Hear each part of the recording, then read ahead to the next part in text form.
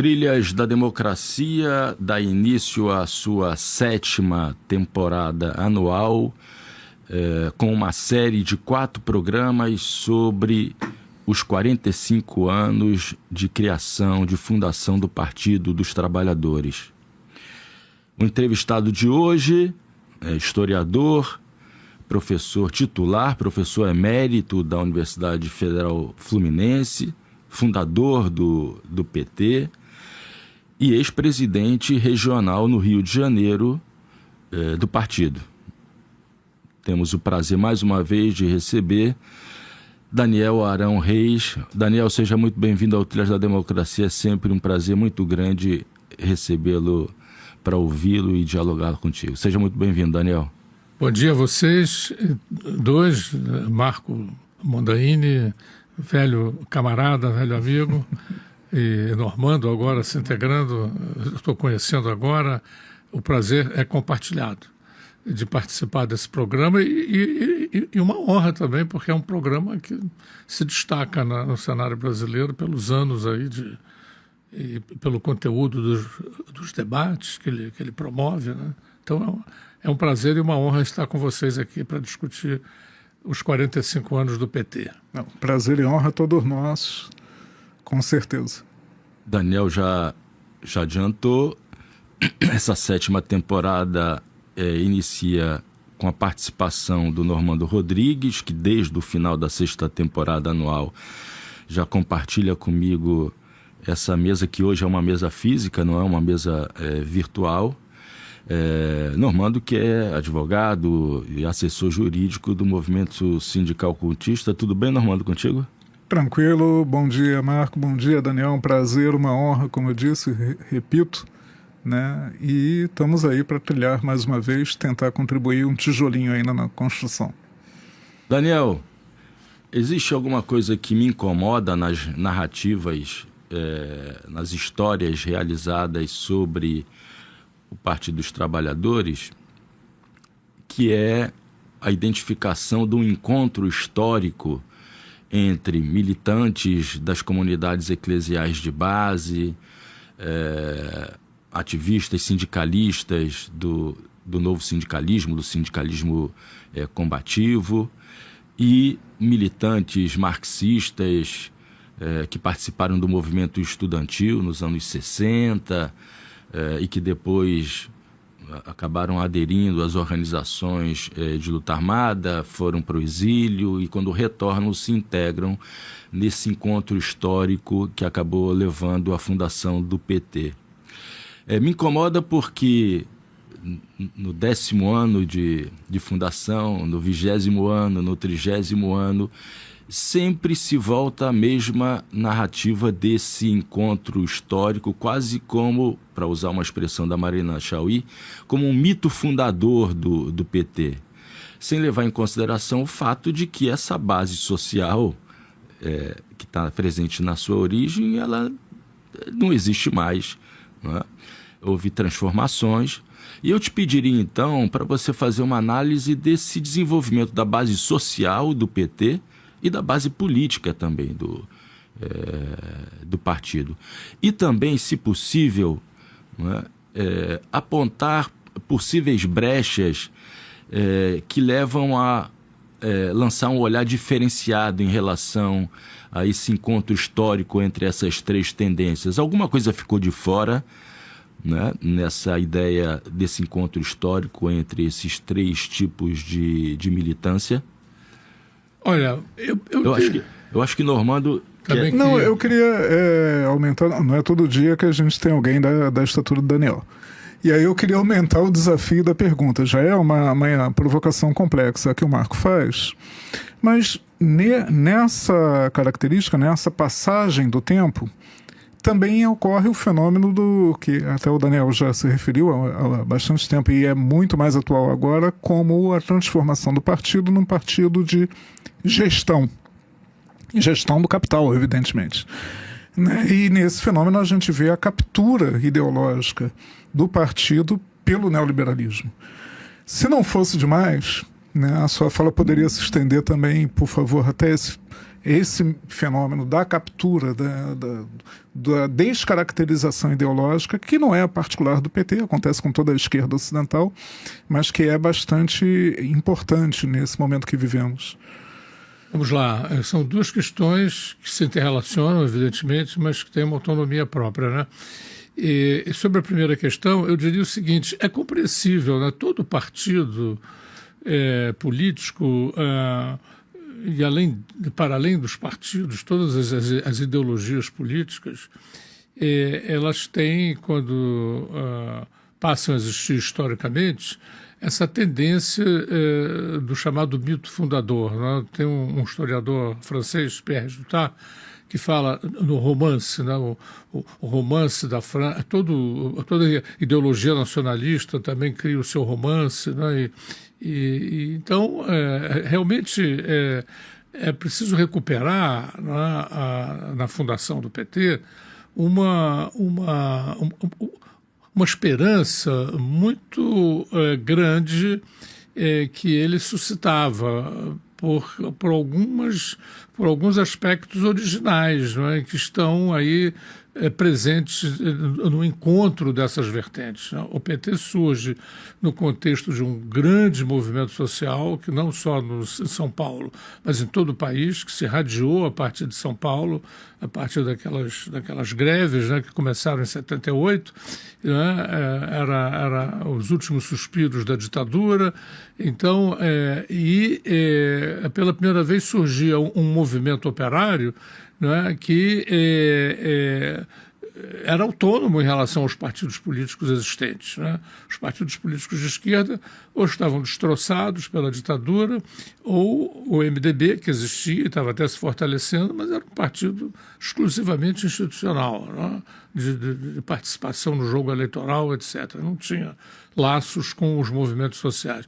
Então, quando aqueles movimentos surgem, inclusive houve, já na época eu discutia muito isso com alguns camaradas, né, sobre a adequação do chamado novo sindicalismo, né, porque, na verdade, embora fosse um sindicalismo combativo, não é? Era um sindicalismo profundamente vinculado às estruturas tradicionais corporativas, não é? Fundadas lá em 1943 pela consolidação das leis do trabalho. Todas as grandes lideranças, não é? Eram de sindicatos controlados pelo Estado, não é? Mas isso foi como que subestimado ou esquecido, né? E, claro, havia também lideranças que não eram de sindicatos oficiais, eram chamadas, na época, oposições sindicais, mas que estavam ali lutando para se tornar sindicatos, né? Quer dizer, então havia e inclusive pouco depois essas oposições sindicais foram praticamente intimadas, né? Ou vocês ganham o sindicato ou vocês, né, tomem outro caminho, né? Porque no começo as oposições sindicais reivindicavam, e isso era acolhido, serem consideradas no mesmo nível de um sindicato existente, né? Bem, então você tinha, portanto, um conjunto de lideranças que vinham, que estavam aparecendo no campo político e realmente criou-se essa classificação, novo sindicalismo. Eu não concordo com essa classificação, como já disse, que era um novo velho, porque era perfeitamente integrado, né? Mas algumas lideranças, inclusive o próprio Lula, eu me lembro muito bem de uma entrevista que ele deu em 1980, dizendo que o AI-5 dos trabalhadores era a CLT de 1943. Isso causou um grande rumor, né? E as esquerdas revolucionárias adoraram esse tipo de formulação, né? Porque realmente sempre tinham sido, infrutíferamente, mas sempre tinham sido muito críticas. Houve diversas oportunidades em que as esquerdas no Brasil tentaram criar sindicatos paralelos, né?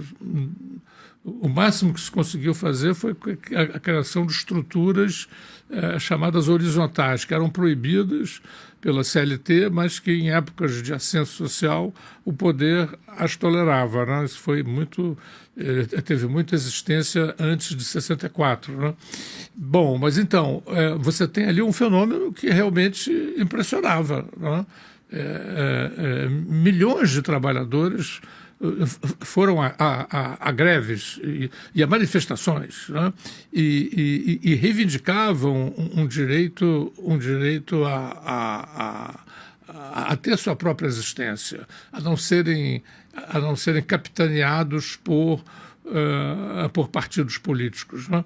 Inclusive, na época prévia à fundação do PT, havia muita gente, eu fazia parte dessa tendência, que queria que, ao invés do PT, se criasse alguma coisa próxima àquilo que havia na Polônia, então, o Solidariedade, né? Que não era propriamente um partido, mas tinha deixado de ser já um sindicato, era um misto de sindicato e partido, né? E que tinha um impacto profundamente relevante na conjuntura política, mas não fazia parte do jogo institucional, inclusive porque o jogo institucional na Polônia era completamente dominado pelo Partido Comunista local e não havia margens para oposições oficiais, etc. Então, bom, mas essa proposta, né, de criar um Solidariedade, porque já havia o receio de que se o movimento se caracterizasse como partido, ele seria traído pelo jogo institucional, né? Bem, mas então prevaleceu a visão de construção do partido, né? E isso era liderado pelos líderes sindicais, eram reconhecidos como tais, eram as grandes lideranças, né?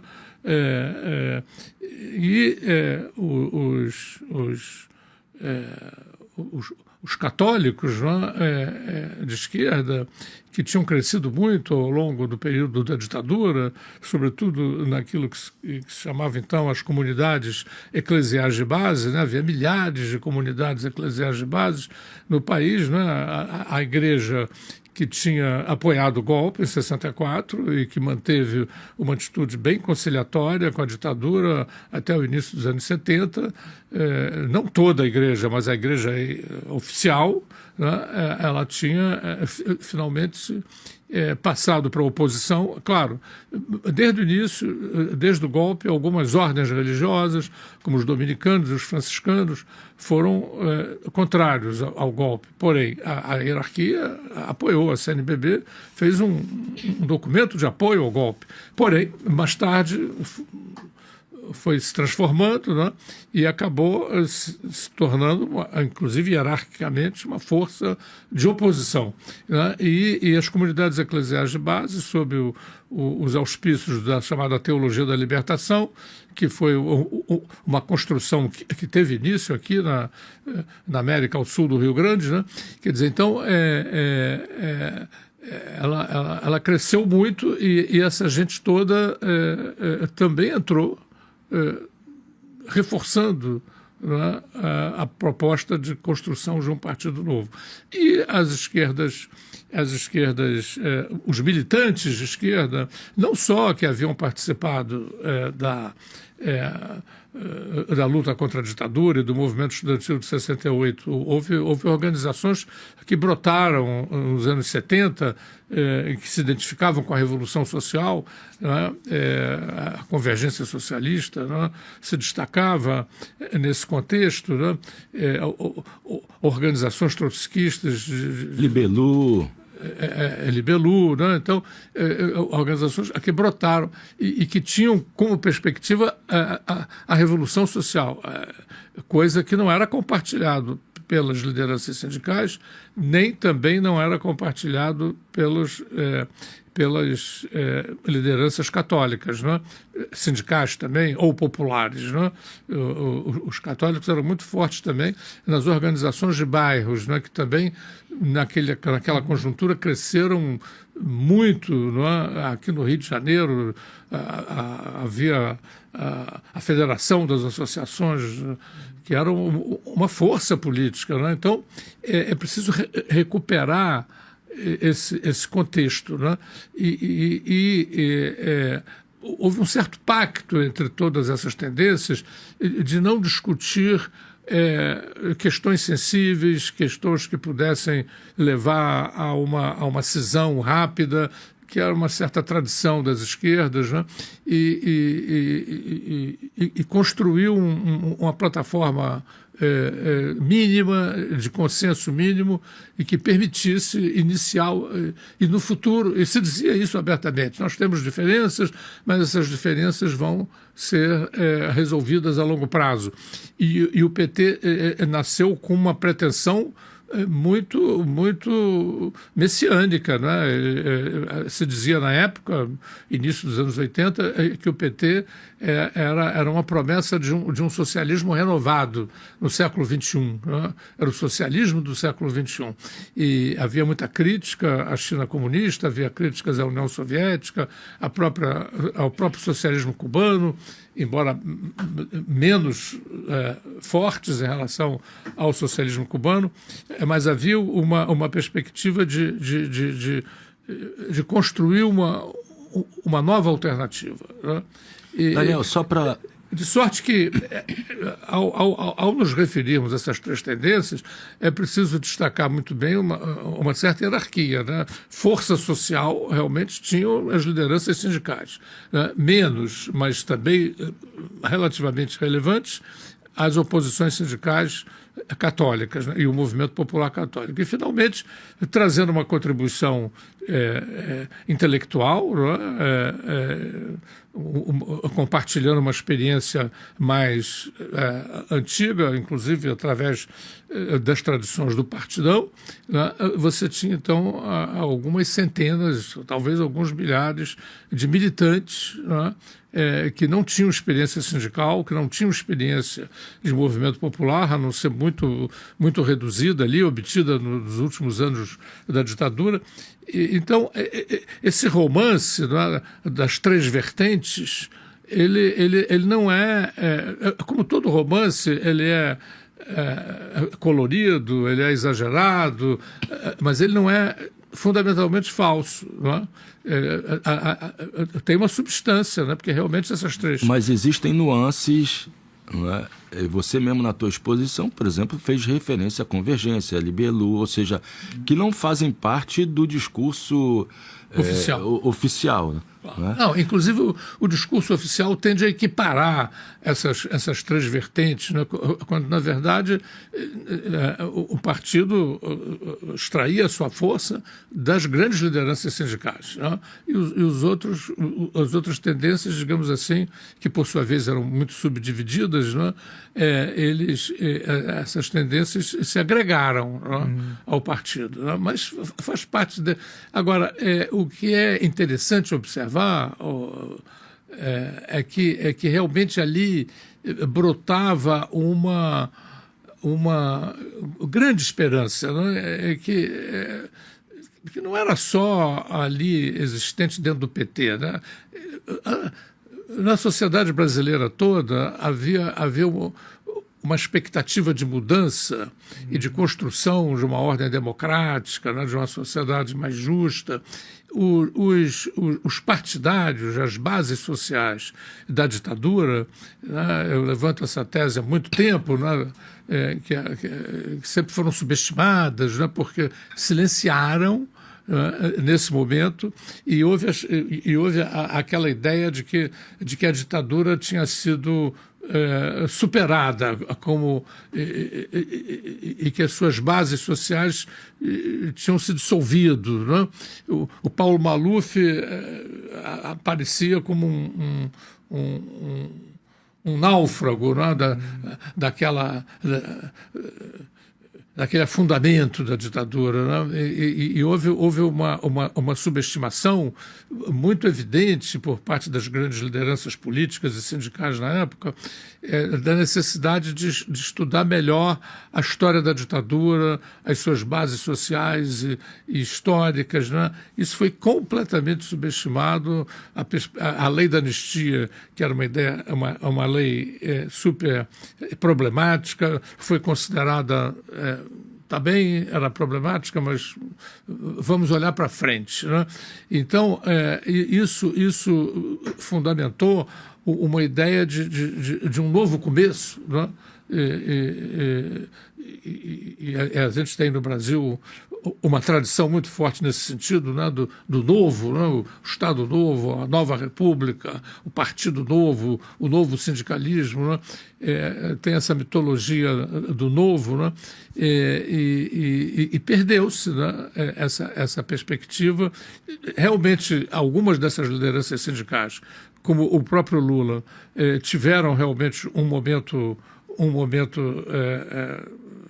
que eu diria de radicalismo, né, político, as primeiras entrevistas do Lula, aquela empolgação, mas mesmo naquela época o Lula já se destacava como um homem que era fruto de toda a formação sindical que ele teve, né, um homem da conciliação. Da conciliação de classes, já nas primeiras greves ele se destacava nisso, intervinha em vários lugares, né? O próprio Partidão ficou muito arrepiado, né? Porque surgiam aquelas lideranças sindicais todas completamente fora do seu controle. É notável, por exemplo, que o PCdoB e o PCB tenham ido para o PMDB, né? Não tenham feito parte da aventura da construção do PT, porque se sentiam curto-circuitados, né? E começaram até a espalhar boatos de que o Lula podia ser um agente da CIA, né? Tinha feito um curso de formação sindical nos Estados Unidos, né? E que o Golbery queria o PT, né? Então havia toda essa história, mas eu acho que foi difícil ali, poucas vozes críticas, né? A meu ver, na época, porque formularam, né,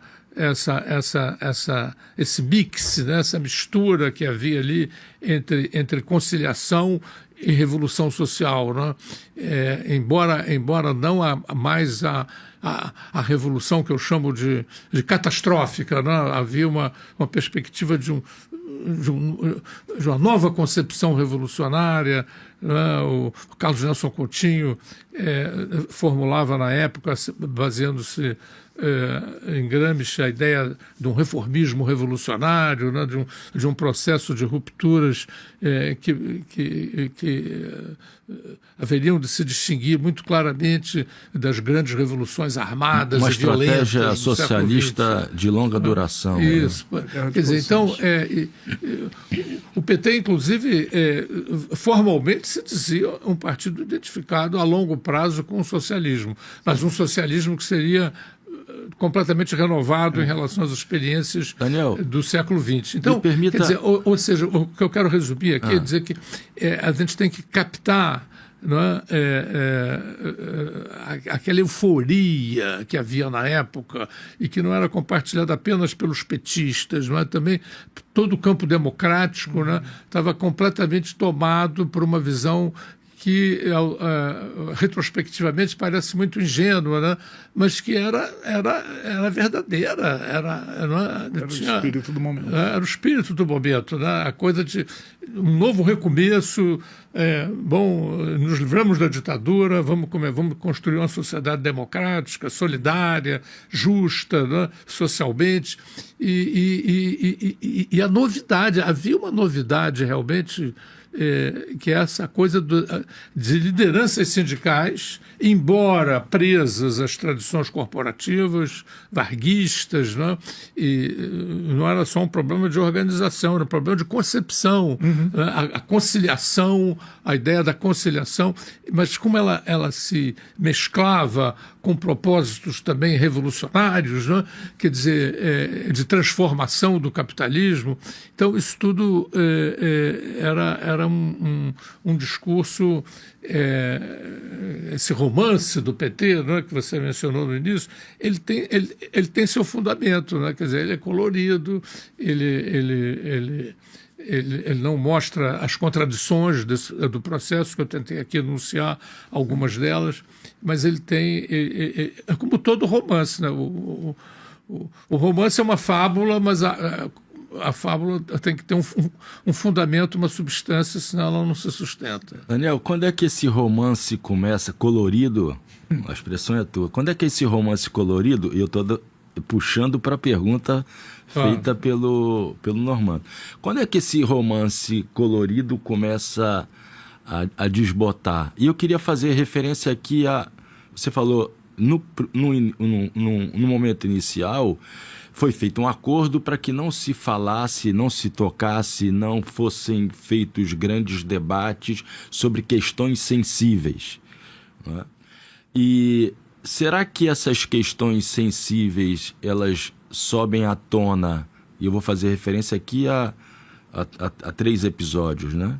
Primeiro, o 5º Encontro Nacional do PT, salvo engano, em 1987, que é o encontro em que o documento fala de uma política de alianças e que tem muito a marca do Zé Dirceu, né? Depois disso, na sequência da invasão do Exército na Companhia Siderúrgica Nacional, né? E na morte de 89. Na morte dos 3 trabalhadores, aquela vitória nas eleições municipais em São Paulo, com Erundina, Porto Alegre com Olívio Dutra e Vitor Buarque no Espírito Santo, no Rio de Janeiro, quase que Jorge Bittar chega perto de Marcelo Alencar, e na sequência a eleição de 1989. Mas o pano de fundo disso são as primeiras administrações do PT em grandes cidades. Bom, essa é a deixa para a pergunta do Normando sobre quando o partido começa a se tornar um partido de gestão, né? Eu queria chamar a atenção para 2 paralelos só que me ocorreram e que são bastante interessantes, me parece. Um deles, continuando sua fala, sobre a estrutura sindical. Porque é muito curioso, e talvez a trajetória da CUT seja exemplar para ter esse termômetro, que a fundação da CUT é feita com a crítica à estrutura sindical varguista, à unicidade sindical, ao imposto sindical e ao poder normativo da Justiça do Trabalho especificamente, com orientação, inclusive, dos sindicatos devolverem o imposto sindical para os trabalhadores. Raros sindicatos da CUT fizeram isso, alguns fazem até hoje, mas sempre foram minoria. E logo na sequência, né, todas aquelas críticas são esvaziadas e os sindicatos, novas direções do novo sindicalismo adotam as mesmas práticas e se inserem na estrutura, em que pese essas resoluções oficialmente ficarem lá, mas estão lá para serem demonstradas e não praticadas. E só uma observação histórica aí de memória mesmo, que é muito interessante, me chamou muita atenção a fala sobre o quanto o pensamento e as bases sociais da direita pró-ditadura foram subestimadas, né? A gente tem um primeiro impacto aqui no Rio de Janeiro, me parece, na eleição do Moreira Franco em 1986, que foi a eleição da maioria silenciosa, que a gente via a campanha do Gabriel nas ruas, via a campanha do Darcy, apoiada pela máquina do Estado e com muita força pelo Brizola vitorioso, e não se via a campanha do Moreira Franco na rua. E aquela maioria se fez presente na urna, né? E logo depois, em 89, na vitória do Collor, né? E já eram experiências históricas que deveriam servir para quebrar essa ilusão, né? Essa ingenuidade. Mas só para contribuir, né? Olha, quanto a essa coisa do transformação, né, do PT, eu tentei, aqui na minha primeira fala, mostrar que desde a fundação, quero crer que isso não é uma história retrospectiva, já houve muitas pesquisas a respeito do passado dessas lideranças sindicais, do próprio Lula, né, do Sindicato de São Bernardo, né, quer dizer, a questão da tradição da conciliação, né, dos grandes acordos, já estava ali presente, né? Articulou-se com outro discurso que era um discurso muito mais comprometido com outros vieses, né? Outras referências históricas, né? E é preciso também não subestimar a importância da militância, né? Porque tinha muito pouca força social, porém nos debates e nos jornais, nas revistas, nos panfletos, né, os intelectuais se faziam presentes e essa marca, né, da esperança de uma transformação radical aparecia com mais força. Eu queria fazer duas observações gerais antes da gente entrar nesse processo de desbotamento, né, do vermelho, né, o vermelho do PT foi desbotando. Duas observações gerais, que inclusive eram consideradas na época, né? A primeira diz respeito à experiência dos partidos revolucionários europeus, né? Foram experiências no fim do século XIX e boa parte do século XX, os partidos socialistas europeus tinham um compromisso de transformação radical do capitalismo, né, e foram, por sua vez, também abandonando essa perspectiva gradualmente, né? Foram abandonando na prática, muito antes na teoria, mas inclusive alguns até na própria teoria acabaram abandonando essa perspectiva. É claro que esses partidos, desde o final do século XIX, eles ganharam, eles adquiriram essa dinâmica de conciliação, né? Pela primeira vez no final do século XIX foi o Eduardo Bernstein que levantou essa bola, né? Quer dizer, escuta, a gente está fazendo uma coisa que a gente não teoriza, mas é isso que a gente está fazendo. E, inclusive, o grande líder sindical social-democrata alemão disse,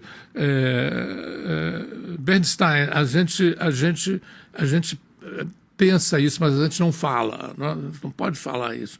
Quer dizer, havia um certo pudor, mas já antes da Primeira Grande Guerra, essa transformação vinha em curso e afinal, ela se consagrou no entreguerras e depois da Segunda Guerra Mundial. É claro que essa transformação foi muito ajudada e conquistada também por esses partidos no nível de bem-estar e de liberdades que a Europa conheceria, né? Hoje, nos dias de hoje, apesar do estado de bem-estar social está muito declinante, né? Ainda as sociedades capitalistas europeias que asseguram o melhor bem-estar da classe operária e dos trabalhadores em geral em todo o mundo, né? Sem dúvida nenhuma. Então, isso é uma importante conquista dessa tradição social-democrata. Mas o que eu quero chamar a atenção, e isso já era comentado na época, inclusive entre aqueles que não quiseram, né, como eu disse, não vamos entrar na onda do partido, porque isso vai... o que se levantava era isso, né? A força gravitacional do jogo institucional, né? Que foi muito marcante nessa experiência da social-democracia europeia e que foi muito criticada lá na Europa, mas a crítica nunca foi forte o suficiente para deter essa tendência. Isso é o primeiro ponto. O segundo ponto, que eu acho muito importante também levantar, e que já tem sido considerado aqui em reflexões sobre o PT, foi o impacto da revolução científico-tecnológica a partir dos anos 80, que mudou completamente o quadro do trabalho e das classes populares em todo o mundo e aqui no Brasil também. Né? Quer dizer, a classe operária, que tinha sido, desde meados do século XIX, né, uma espécie de bastião, né, em torno do qual as camadas populares se articulavam, ela foi se esvaindo em termos demográficos e em termos também... enfim, na medida em que ela ia melhorando de vida, né, como o Bernstein dizia, o proletário está se transformando num cidadão. Né? Quer dizer, então, isso ajudou também os operários, né, a saírem um pouco daquele messianismo que Marx tinha, né, que a classe operária ia se revoltar, e esse messianismo tinha um certo fundamento histórico quando foi formulado pela primeira vez, porque a classe operária estava realmente completamente excluída de direitos e da vida política, etc. Né? Então, houve uma revolução científico-tecnológica a partir dos anos 80 que liquidou com isso, né? Em grande medida, não em todos os países do mundo, na Índia e na China, você tem ainda um crescimento quantitativo muito apreciável de uma classe operária que lembra a classe operária do século XX, né? Na Europa e aqui no próprio Brasil. Porém, aqui no Brasil foi uma coisa dramática, né? Você teve profissões, a própria profissão em que o Lula estava vinculado, o torneiro mecânico, está praticamente liquidada, substituída por robôs. Né? Então, você tem essa revolução científico-tecnológica, ela impactou muito duramente sobre a capacidade, né, de mobilização popular. Né? Recordem, por exemplo, os anos 80, né? Ali o início dos anos 80, quando começam as greves de São Bernardo, em ondas sucessivas, aquilo vai se espraelando pelo Brasil todo. Né? Quer dizer, essa força gravitacional que a grande indústria tinha, que as grandes concentrações operárias tinham, quando elas entram em movimento, né? Tinha um impacto formidável. Isso diminuiu drasticamente quando não terminou. Né? Daniel, isso ajuda a entender também a migração da força política do PT, daquele cinturão do ABC, né, para as regiões Nordeste, né, para a região Nordeste. Né? Os chamados grotões. Né? Isso é uma transformação terrível, né, porque... eu me lembro que uma das forças do movimento democrático antiditatorial é que desde 74 ele se fundamenta no Brasil moderno, no Brasil urbano, né? E, inclusive, na época, as oposições à ditadura forjaram esse nome, grotões, né? Porque ali é que a Arena tinha força. Né? É ali que a Arena tinha força, inclusive, todas as manobras de reforma eleitoral empreendidas pela ditadura, desde o Geisel, com o famoso pacote de abril, né, e que se mantiveram fundamentalmente na Constituição de 88, né, fortaleciam os grotões, não gratuitamente, porque ali é que a Arena e que a ditadura tinha mais força. Né? Arena, PDS, PFL. Pois é. Então, e isso vai se alterando gradativamente, né? E hoje, e já há algum tempo, né, a grande força É claro que esses grotões também se modificaram muito, né? Porque a revolução tecnológica aproximou as áreas rurais das áreas urbanas em termos da possibilidade de você acompanhar as discussões, né? Você tinha, em cidades do interior, nos anos 80, você tinha, às vezes, uma televisão na praça principal da cidade, né? Às vezes nem isso, e hoje em dia está completamente... Você teve a revolução dos transportes, dos meios de comunicação, revolucionou inteiramente essa situação. Porém, é muito impressionante você observar isso, né? Como a extrema-direita hoje, e as direitas em geral, a força delas principal está nos grandes centros urbanos, está no Brasil moderno, porque essa modernidade foi revolucionada, né? E eu acho que até hoje as esquerdas em geral, e o PT em particular, isso é uma coisa falada, né, em todas as análises que se fazem do PT, a dificuldade do PT em lidar, por exemplo, com as mídias digitais, né? É resquício dessa dificuldade que as esquerdas e o PT em particular têm em se reatualizar, né? Em se reatualizar numa conjuntura, e isso não é só uma coisa brasileira, né? Em todo o mundo as esquerdas estão tendo muita dificuldade em se atualizar, em formular bandeiras de mobilização social, e ficam inteiramente paralisadas diante, por exemplo, o fenômeno do crescimento do capital financeiro, da monopolização. Nos meus tempos de jovem, a gente se lembrava da luta contra o monopólio da Standard Oil, né? E houve, com o Roosevelt, aprovaram-se nos Estados Unidos legislações antimonopolistas, obrigando, inclusive, a Standard Oil a se fragmentar. Os bancos eram impedidos de ganhar dimensão nacional, ou de, ganhando dimensão nacional, se dedicar simultaneamente aos vários aspectos do mundo bancário, né? Você tinha bancos de depósito, bancos de investimento, né? E isso tudo foi completamente transformado, e é uma coisa assim muito, muito interessante de observar como realmente hoje quem luta contra esses grandes monopólios, né, do Apple, as Big Techs, Amazon, né, são os procuradores, os advogados, as esquerdas não lutam contra isso, não tem bandeiras contra isso. 8 homens brancos nos Estados Unidos têm 51% da riqueza nacional, saiu no Le Monde outro dia. Pô, e as esquerdas com isso? Né? Você, aquelas bandeiras foram se esvaindo com o tempo, né? Essas grandes empresas, né, supermonopolistas que existem hoje em dia, e a hegemonia do capital financeiro que existe hoje em dia, põe no chinelo todos aqueles os grandes monopólios do século XIX. Né?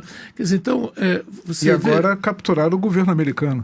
Pois é, você tem transformações, né, muito impressionantes, né, e que precisam ser levadas em conta nesse processo, porque às vezes no desbotamento do PT há uma concentração muito grande no próprio partido e especialmente no Lula, né? Eu estou longe de absolver, né? Acho que as lideranças políticas têm sempre sua responsabilidade, que deve ser naturalmente examinada e criticada, se for o caso. Então, eu serei o último a ser um conciliador com os erros e com os problemas do PT e do Lula, em particular. Porém, é preciso colocá-los num contexto, né? Seja num contexto histórico, sim, né? Sim. Ou seja, a história dos partidos, né, socialistas, que se queriam revolucionários, a história desses partidos, na medida em que eles conseguem liberdades, que eles conseguem participar do jogo político, é uma história de fagocitação desses partidos pela ordem vigente. Isso tem que ser levado em conta, né? Porque isso não está acontecendo pela primeira vez no Brasil. E segundo, né, o que agravou esse quadro foi essa revolução absolutamente inovadora, e agora vem a inteligência artificial, vai ser uma nova revolução na revolução, né? Com impactos imprevisíveis, né? Então, eu acho que realmente uma das causas fundamentais, ou melhor, as causas fundamentais desse desbotamento do PT estão nesse contexto histórico mais recuado e nessa conjuntura específica da grande revolução que, a partir dos anos 80 e até o momento, vem mudando completamente o quadro do mundo, né? Então, eu acho que a gente tem que levar em conta esse contexto. Agora, evidentemente que tem aí as responsabilidades. O PT e o Lula, em particular, não estavam destinados necessariamente a ser o que são. Eu sempre me rebelo, né, como historiador, às histórias retrospectivas, né, aos profetas do passado, né? O que aconteceu tinha mesmo que acontecer por causa disso. Claro que tudo que acontece tem suas explicações. Porém, como dizia sempre o Edgar Morin, que ainda está vivo, né, é um estímulo para mim, né, ao chegar aos 102 anos, né, que é meu programa mínimo, né, chegar aos 102 anos. Então, ele diz, né, frequentemente é o improvável que acontece, né? A revolução no Irã foi improvável, né? A não ocupação da Ucrânia pela Rússia, né? Todos os serviços secretos diziam que a Ucrânia ia ser ocupada pela Rússia em 2 semanas. Né? Quer dizer, então, o imprevisível, o improvável, né, costuma acontecer. Então, eu acho que o Lula e o PT não estavam destinados a isso, né? Mas é preciso considerar os contextos. Né? Mas, então, eu acho que o grande problema do Lula e do PT foi que eles foram migrando, né, de uma perspectiva revolucionária, embora formulada de maneira muito difusa, mas havia, né? O PT ia revolucionar a sociedade. Isso era um mantra dos anos 80, né? Inclusive, em 89, o programa, né, do PT, o Lula quase ali foi para o segundo turno, né?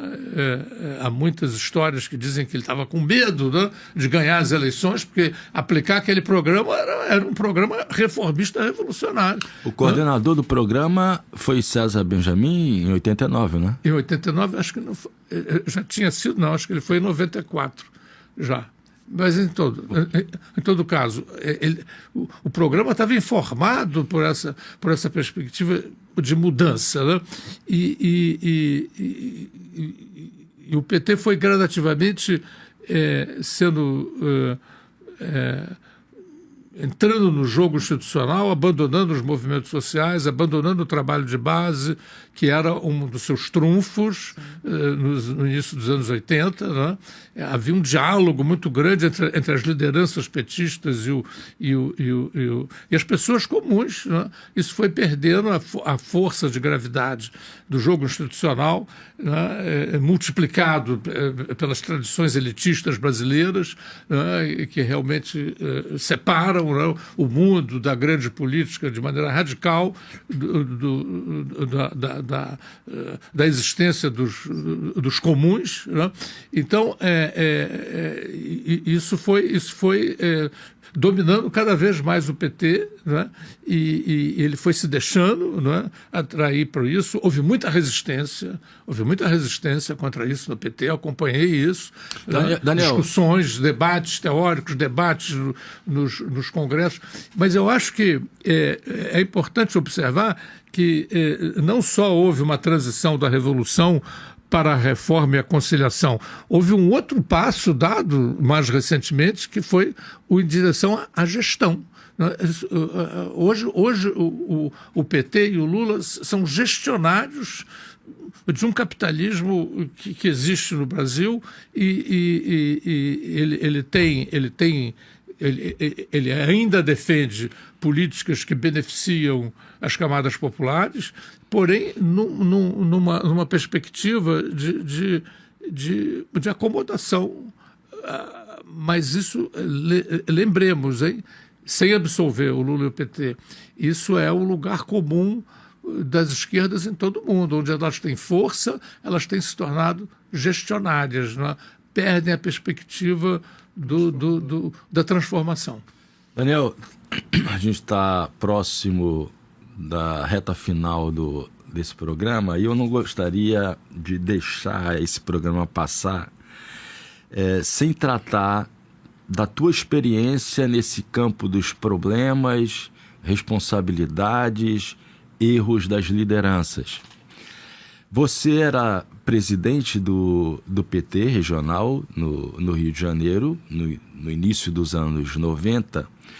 Você, junto com Vladimir Palmeira, passaram por uma experiência muito negativa, muito impactante, que se refere ao fato de que, em 1993, Vladimir Palmeira ter sido aclamado nas prévias do partido com 70% dos votos, ter havido uma intervenção com alegação de problemas de quórum, a candidatura do Vladimir não vingou e você pede afastamento da presidência regional do PT.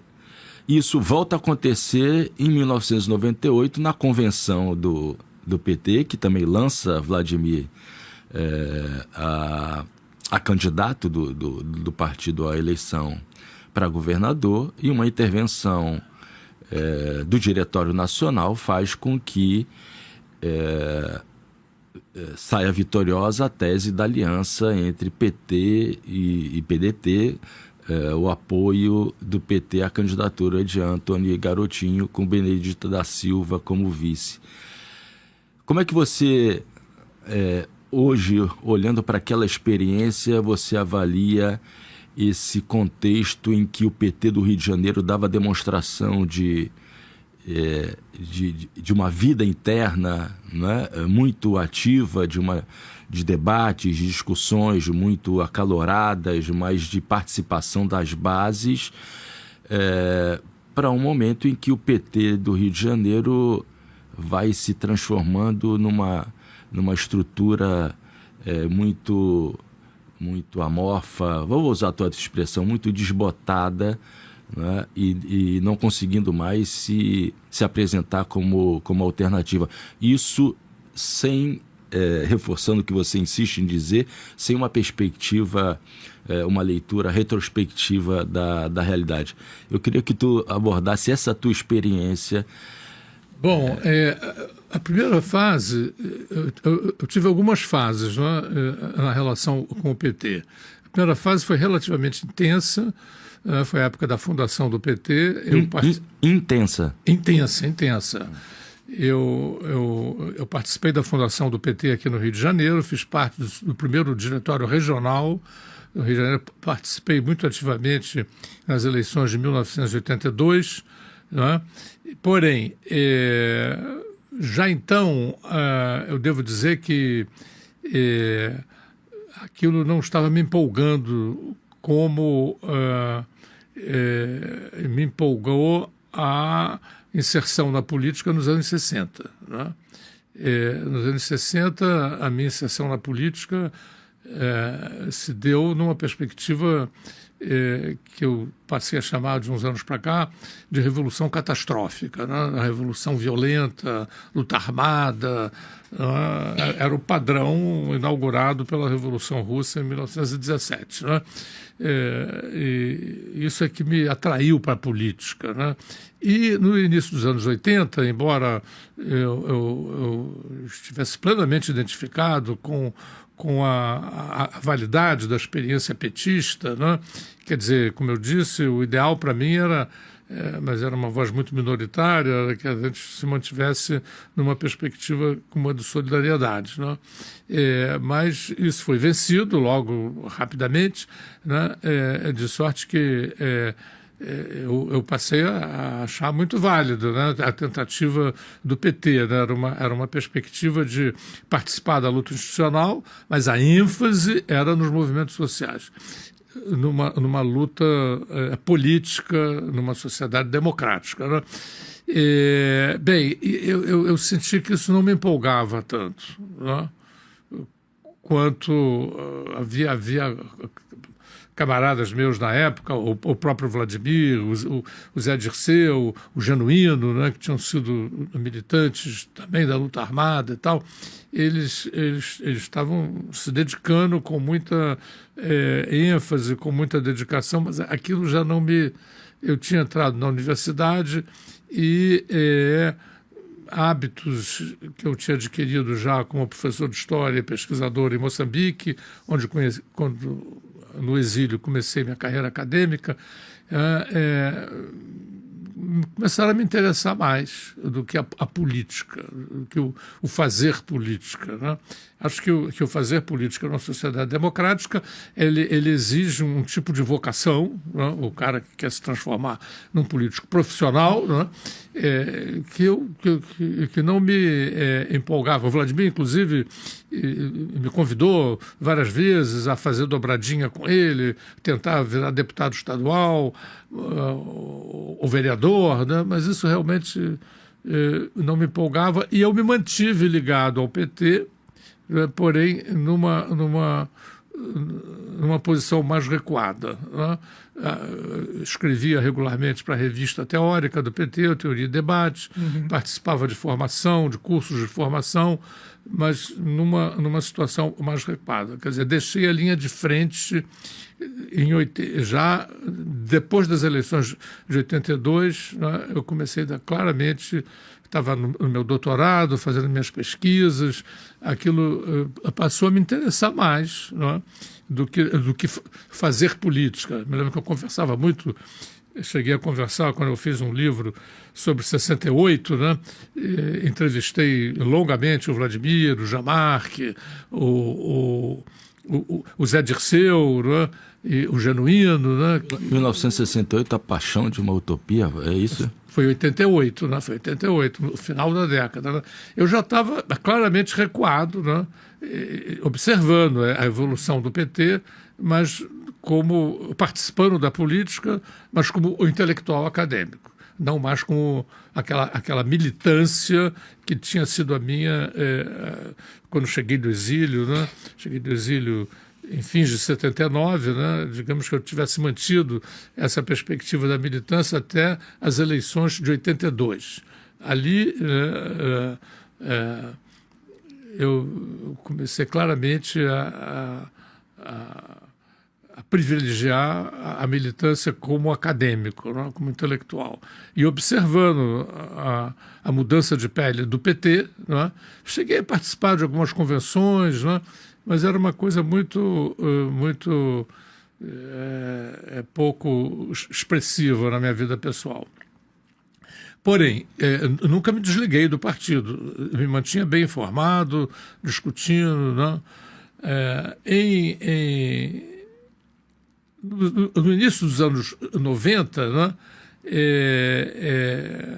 No início dos anos 90, o Vladimir estava numa campanha para se tornar candidato a governador, né? E ele me convidou a me aproximar de novo dele e da corrente que ele liderava aqui no Rio. Eu participei, né, desse processo e afinal, por um acidente, eu diria, fui eleito presidente do partido, né? Eu digo por acidente porque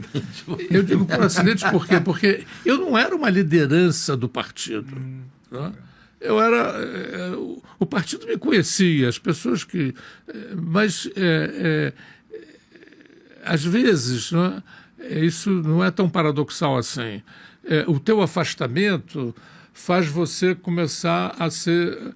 O seu trânsito começa a aumentar exatamente porque você está afastado, porque o afastamento te impede de criar ângulos, de embates, né?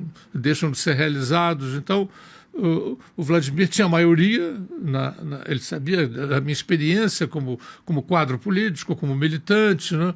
Então ele achou que eu era o melhor nome para isso, e eu me tornei, então, presidente do partido. Né? Eu nem sabia o endereço da sede do partido, para você ter uma ideia de como realmente eu estava desligado da militância do partido, né? E as pessoas acharam interessante, né? Inclusive houve muitos choques, atritos, né? Por exemplo, quando eu descobri que as panfletagens do PT eram feitas por meninos de rua que eram pagos pela burocracia partidária, né? Eu tinha aquela ideia que me vinha ainda dos anos 80, muito mais da militância mais antiga, né? De você panfletar, você estar sempre junto das pessoas que você queria sensibilizar, né? E de repente eu via que a alta direção do partido tinha se transformado realmente os deputados, os vereadores, né? Eu quis iniciar um ciclo de debates para aprofundar essa discussão, né? O PT, afinal, como é que se concretiza a sua perspectiva revolucionária? Vamos começar a debater, né? E os caras ficavam me ironizando, né? O Daniel quer transformar o PT na escolinha do professor Daniel. Quer dizer, havia um choque, né, de expectativas, né? Mas a minha militância, a minha experiência me permitiu ir levando, né, aquela presidência até que houve um verdadeiro golpe de Estado, né, perpetrado pelo Lula e pelo José Dirceu, que o Vladimir ganhou as prévias, como você disse, e depois, ilegalmente, porque o Estatuto do partido não previa isso, né, um outro candidato apareceu, apoiado pelo Lula e pelo Zé Dirceu, que fizeram uma campanha renhida, né, e conseguiram inverter o resultado. Aí eu me considerei descomprometido com aquilo me pareceu... Eu tive chance, inclusive, de me tornar suplente da candidata ao Senado, que era a Benedita, né, que ganhou, e depois se afastou para se candidatar à prefeitura ou ao governo, não sei. Então, meus amigos disseram, olha, você tem a possibilidade, ela vai se afastar, você entrando como suplente, não precisa fazer campanha, fica em casa e você ganha a senatória então, daí a 4 anos. Por muito pouco você não se tornou senador da República. Senador da República. Aí eu disse, não, isso não me entusiasma, eu voltei àquela situação recuada, né? Até que finalmente, já no quadro do governo Lula, né, em que eu identifiquei essa segunda transformação do PT num partido gestionário, né?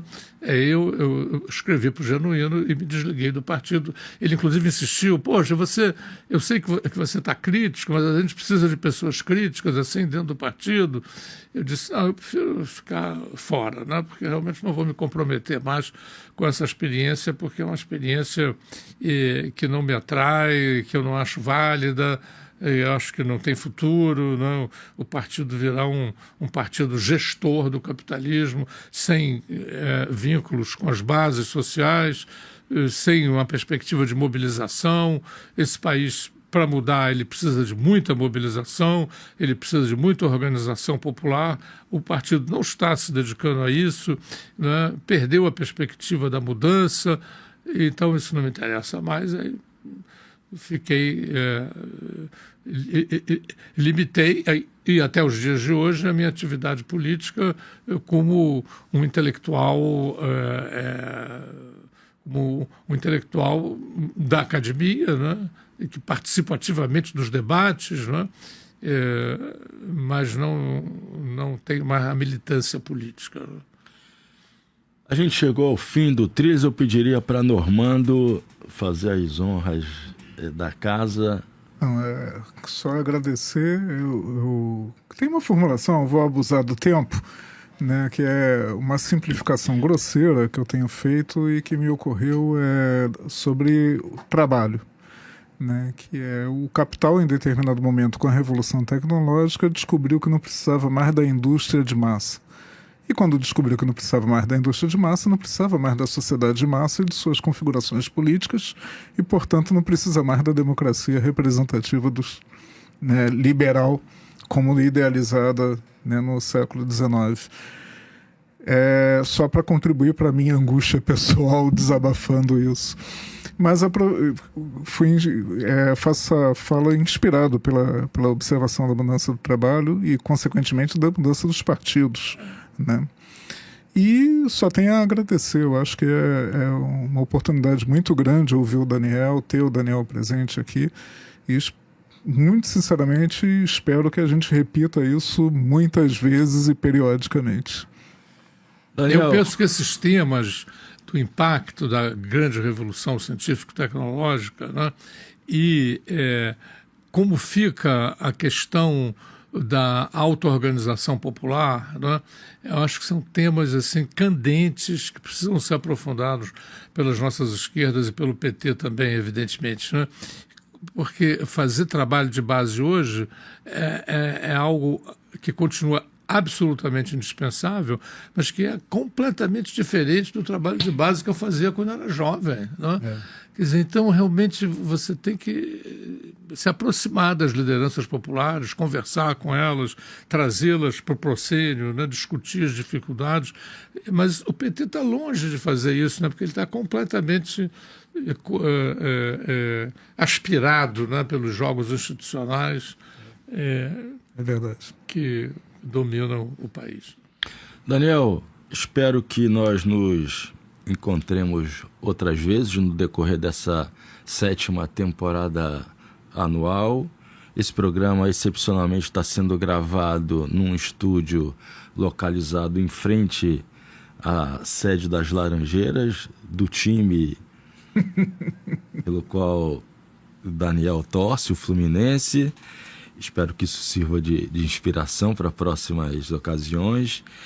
E no próximo domingo, né, o segundo entrevistado dessa série especial sobre os 45 anos do PT será o ex-ministro, ex-presidente nacional do PT, Ricardo Berzoini. Daniel, mais uma vez, muitíssimo obrigado. Um abraço, Normando. E o Trilhas da Democracia fica por aqui. Até a próxima semana. Não percam.